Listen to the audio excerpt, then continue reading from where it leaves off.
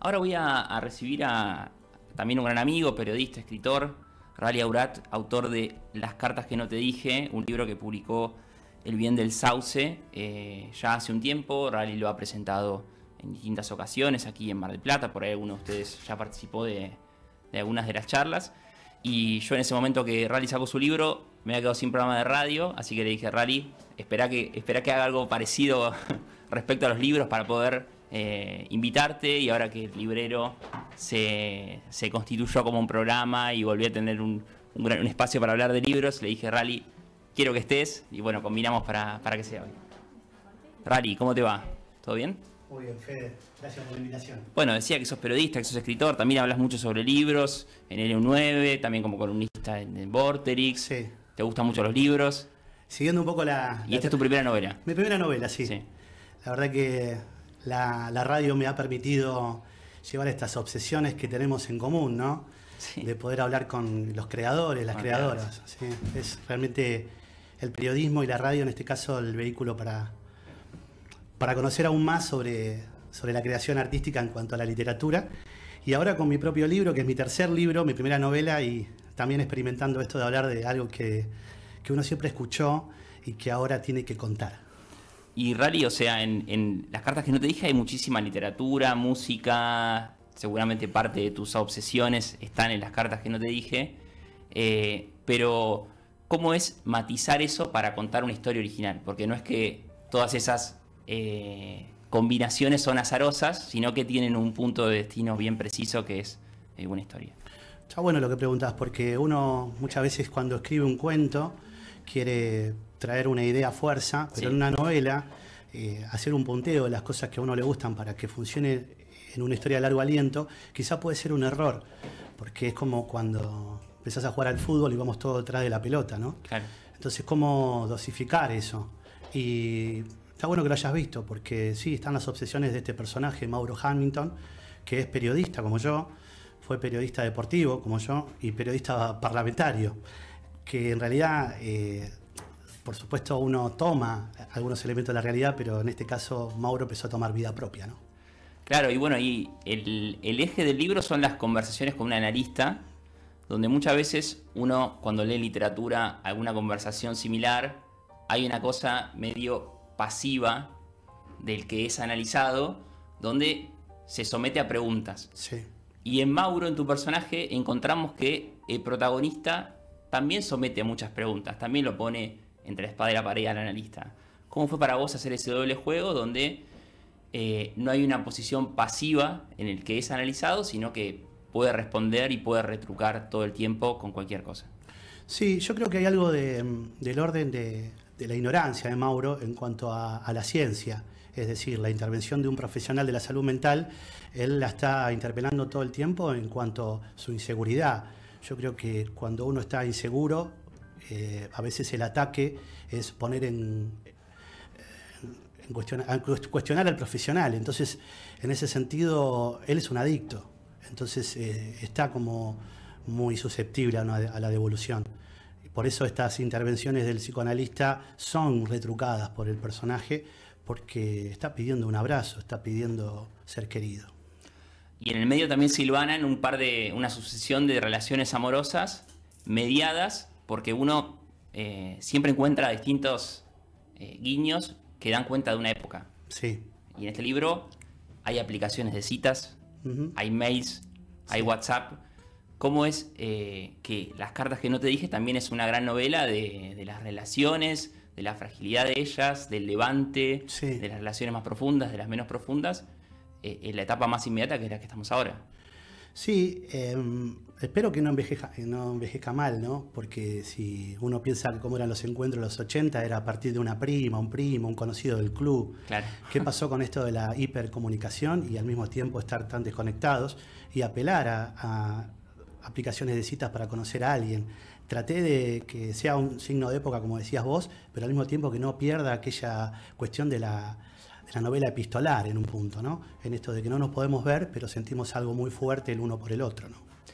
Y el protagonista se pasa muchas noches pensando, ese pensamiento, esos soliloquios están condensados en la novela, en qué hacer con su vida, en qué hacer con esas relaciones que son varias y que van yendo y viniendo, en qué hacer con un hijo. ¿Cómo es para un autor decir, voy a contar esto que pasa dentro de la cabeza de alguien? ¿Qué desafíos genera, más allá de contar por ahí una acción que uno lo puede hacer más fácil o de forma más definida? Sí, está bueno, porque la acción uno lo puede pensar en tanto el oficio de periodista y poner a un personaje haciendo cosas. En lo que tiene que ver con el pensamiento, yo creo que es importante cierto conocimiento teórico de estilos, ¿no? Desde lo que puede ser un monólogo interior hasta lo que es rumiar, pero que eso no llegue a ser caótico, que sea generoso para el lector. Uno puede pensar en alguien que está rumiando, pensando y que no se entienda. Entonces, en ese sentido, la lectura de novelas donde el protagonista es así como alguien que está en un pensamiento circular me ha servido para lograr ese tono. Como decía Piglia, ¿no? Cuando uno tiene la voz del personaje, tiene la psicología del personaje. ¿Y cómo fue encontrar la voz de este personaje? Y fue tomar distintos personajes que he leído, desde por ahí Un crimen y castigo, que aparece esta idea del pensamiento circular permanente, en Onetti, en personajes que uno ha conocido. Entonces, en la combinación de personajes reales con literarios de ese Frankenstein Nazario Mauro, ¿no? Bueno, uno de esos libros que mencionás está en la novela. ¿Cómo fue para vos decir, bueno, quiero homenajear a un montón de autores, voy a hacer esta lista de los que van a estar sí o sí o ir matizándolos a la hora de escribir? Sí, en el caso del doble de Dostoyevsky aparece a partir de la conversación de una devolución del analista que es lector, un analista lector, para poder ejemplificar a su analizado de que quizás él está atravesando algo parecido a esa novela. Bueno, son pequeñas licencias y homenajes, como puede ser en Los Simpsons, ¿viste? De traer algo que a uno le guste y lo obsesiona. Y Rally, de las presentaciones de libros, que vos no solamente te encargás de publicar libros, sino de militarlos mucho, vas ahí, los presentaste en varios lugares, sí. Estás involucrado también a ciclos de lectura, como La prosa mutante, que sí. Vas muy de vez en cuando. ¿Qué devoluciones hay? ¿Qué se genera ahí en esa comunidad de lectores de las cartas que no te dije? En principio, lo primero que aparece es esta idea de... Leí muchas novelas sobre periodistas, pero nunca sobre un periodista parlamentario. Mirá. Una expertise por ahí poco abordada o casi nunca abordada. Está bien que ahora en estos últimos tiempos con la discusión de la ley Ómnibus ya más o menos está mucho más instalado qué es lo que hace un periodista. De hecho, hay legisladores que no conocen el reglamento. Mi experiencia de muchos años cubriendo la Cámara de Diputados y el Senado hace que la novela tenga ese verosímil necesario para que sea creíble. Entonces la devolución, lo primero que apareció fue eso, esta idea de un periodista parlamentario. Y lo otro tiene que ver con cómo va avanzando la novela a partir de los diálogos. Mucha devolución en relación a los diálogos, que las voces uno la puede diferenciar. Ese es uno de los elogios que he recibido en cuanto a la construcción. Son capítulos cortos, se van hilvanando unos con otros, sí. Pones en el título algo de lo que va a aparecer inmediatamente después. Sí.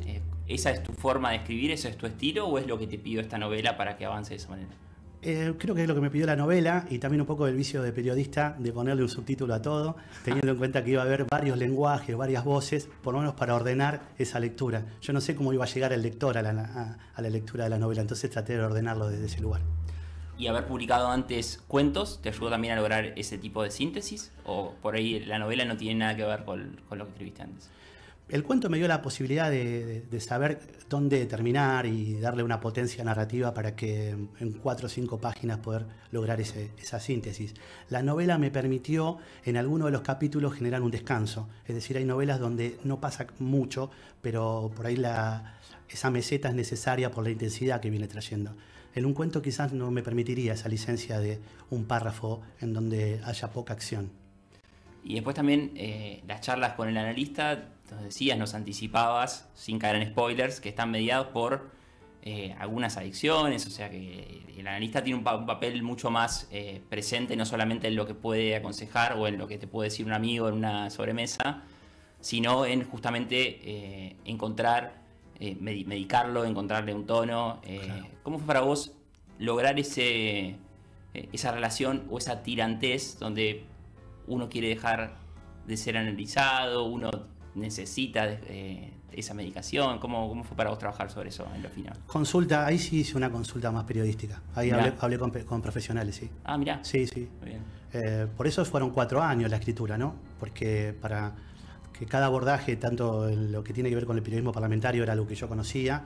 En cuanto a la psiquiatría, hablar con tres mujeres y un hombre que me fueron dando algunas pautas, para después darle un basamento narrativo. De hecho, la medicación que toma el personaje. Digo, traté de que sea todo lo más verosímil posible. Por si algún psiquiatra lo lee y dice, bueno, no le estaba dando 50 gramos de citalopram, ¿viste?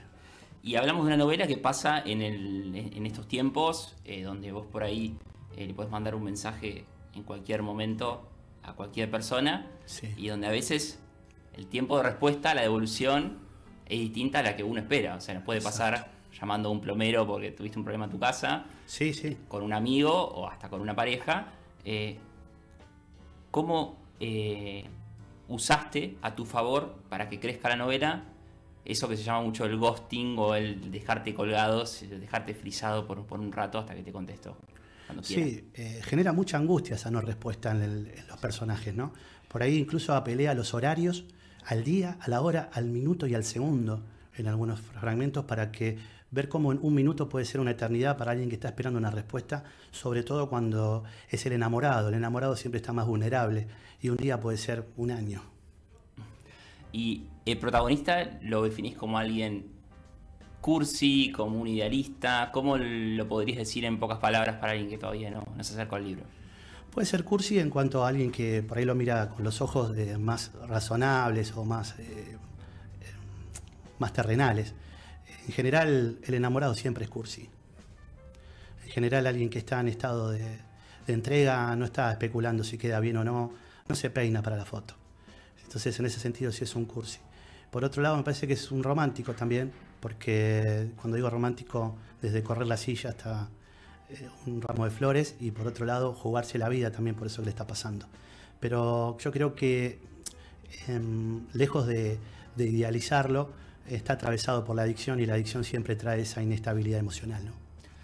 Y después hay un recuerdo que vuela sobre la novela, vuelve un par de veces, que es un viaje a Bariloche. Sí. ¿Pensaste en una edad de lectores a los que puede ser ese recuerdo o esos lugares o eso que pasó esa noche en un boliche, retrotraerlo de otra manera? O sea, ¿crees que la novela tiene un lector de una edad que vos definiste o está abierta para cualquiera que quiera llegar? Yo creo que está abierta para cualquiera, porque siempre cuando uno empieza, los que tenemos el privilegio de estudiar la primaria y hacer la secundaria, y nuestros viejos nos puedan pagar el viaje de egresados, desde el primer día del primer año uno ya está pensando cómo será ese día de Bariloche. Es como la Meca, es como el Mesías que todavía no llegó. Es una semana que nos va a definir, quizás no pase nada, pero de alguna manera es para los que son más tímidos, quizás el momento de soltarse, y por ahí para los que son más extrovertidos es una semana más de su vida. Pero tiene un link en los 80 y los 90, en donde viajar a Bariloche a partir de un programa de televisión era como participar para un músico en tocar en un festival grande. Llegar a Feliz Domingo de la Juventud con Silvio Soldán y sacar la llave y viajar era lo mejor que te podía pasar a los 17 años. Y después, hablando de una distancia que hay entre un boliche a Bariloche, que también vos lo usás como unidad de medida para luego decir son las cuadras que me separan o las que tenemos entre medio, entre ella y yo, entre esa persona y el narrador de la historia, para un patio de comidas o algo, hay también mucha descripción de la vida porteña. Sí. Vos viviste allá, ¿cómo tú lo investigaste de la misma manera que lo hiciste con los medicamentos? ¿Cómo situaste esos lugares? Está bueno lo de la comparación con las medidas, porque el otro día escuchaba que un deportista juega casi a todos los deportes bien. ¿Tenés porque sí, tengo agüita. Porque tiene la idea de la distancia y el objeto. O sea, un jugador de fútbol sabe jugar al básquet, sabe jugar al vóley, porque tiene esa comparación. Acá hice esa comparación de este personaje que le pide a la mujer que se vean, teniendo en cuenta que el boliche y el hotel estaban a la misma distancia de donde viven actualmente. Eso por un lado. Y por otro lado, lo de Buenos Aires, bueno, yo me fui a vivir en el año 2001 a Capital Federal y volví en el 2021. O sea, fueron 20 años viviendo ahí por las calles porteñas. Así que son reconocibles.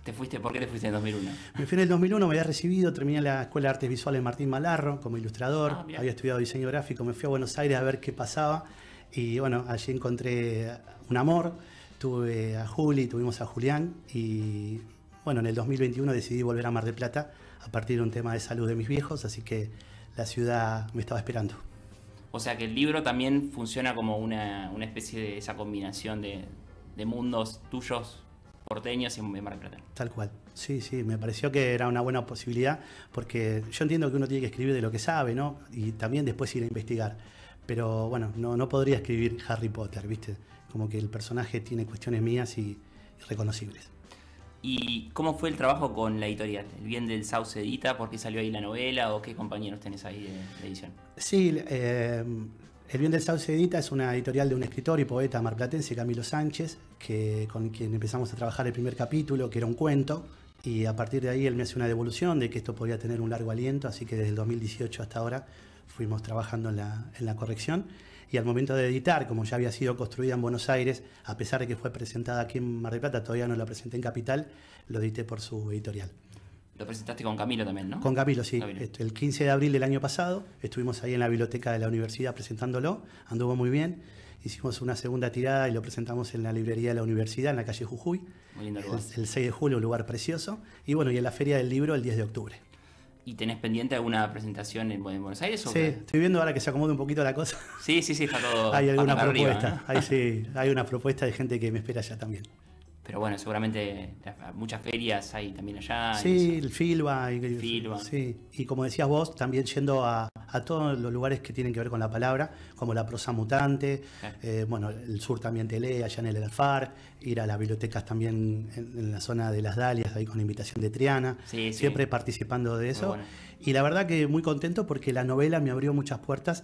Y también en cuanto a lo que tiene que ver con los talleres, ¿viste? Gente que me decía, che, leí tu novela, ¿estás dando algún taller? Entonces empecé a pensarme como tallerista de vuelta, algo que había dejado pendiente, y estoy dando clases de narrativa y de escritura creativa, que la verdad que me da mucha satisfacción. Mira, bueno, ¿te quedan vacantes? ¿Están abiertas las inscripciones? Mira, ahora estamos cerrando el 5 de marzo lo que fueron los cursos de los talleres de verano, y el 9 de abril volvemos con los talleres de invierno. Te pueden buscar por redes y ahí te Sí, consultan. ahí me pueden consultar. Vamos a... @Rally Aurat, ahí te pueden consultar. Sí. Y después, entre tantas recomendaciones que haces en la radio, como conductor en el 9, como columnista en Vorterix, y con esa manía también que tenés de curar libros o de recomendar los libros que te gustan, ¿qué estuviste leyendo últimamente que te gustó y que puedas recomendar ahora?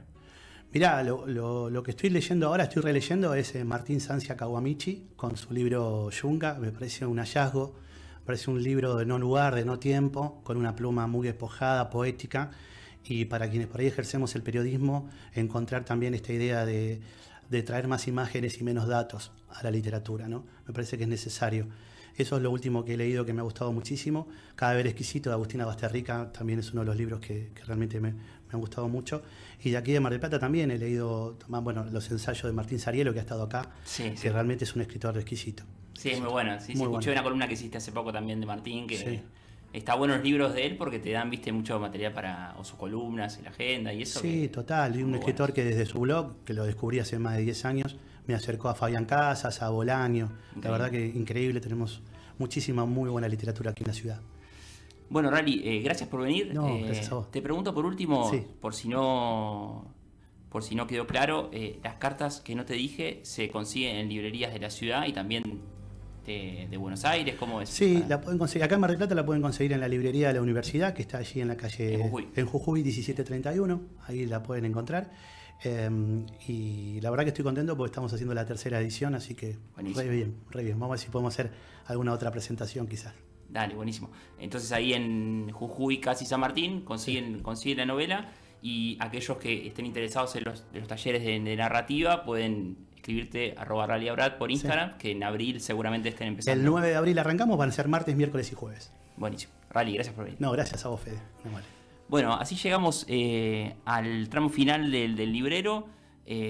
Hoy con Rally Aurat, autor de Las cartas que no te dije. Ahí mostramos la portada. También la pueden ver en las redes sociales de Librero, de Canal 8. Y también conversamos con Ana Iriarte, autora de Azara. Ahí está el libro de Ana. También lo pueden conseguir en el Gran Pez, el de Rally en la librería de la universidad. Y el texto que leí al principio es de Martín Coban, salió la edición del domingo pasado de Diario Perfil. Se llama Biografía Actualizada y ahí también lo pueden repasar nuevamente. No queda nada por hoy. Nos reencontraremos el próximo lunes a las 6 de la tarde para hacer otro programa del librero. Chau.